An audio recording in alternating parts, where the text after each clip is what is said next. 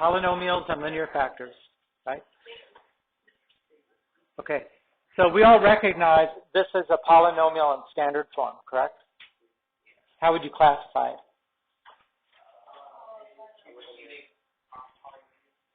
Cubic polynomial, right? Because we don't have a word for more than 3 terms. Just say polynomial, many terms, right?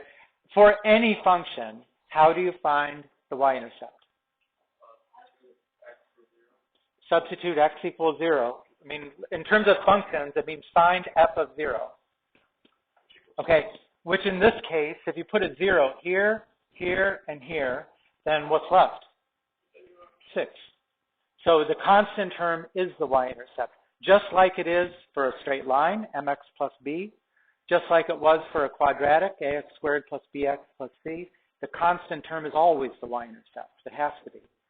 Okay. How do we find, and in this case it was 6, right? Same thing. How do we find an x-intercept?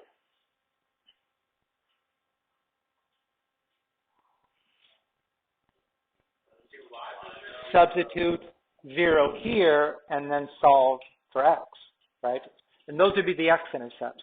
Okay, well, that's what a lot of this chapter is about. Well, how do you solve for x? Because something like that would not be easy. Just like we couldn't solve a quadratic trinomial, the x is in 2 different terms, we had to figure out a way to do it. Well, we're going to have to figure out a way to do this too. But one thing that we could do already is we could graph it.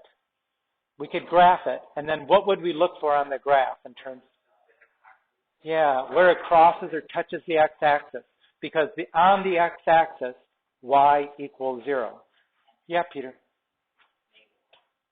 What's that? So when I graph it, I already graphed it, and I can see the graph. It's a cubic, so we would expect that it has a shape that's either like that, or maybe it would be reversed. But because that's a positive, it goes from negative to positive numbers. And then you can see how many zeros, or how many x-intercepts there. 1, 2, 3.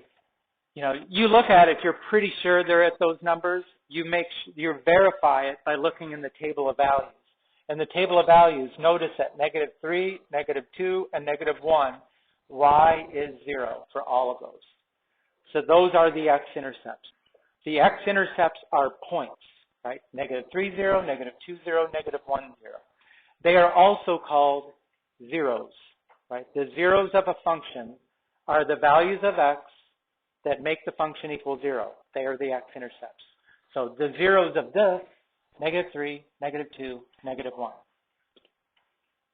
Right? That's like usually the first thing we do is graph and see if you can find any zeros by looking at it. And you can usually find most of them, but not all of them.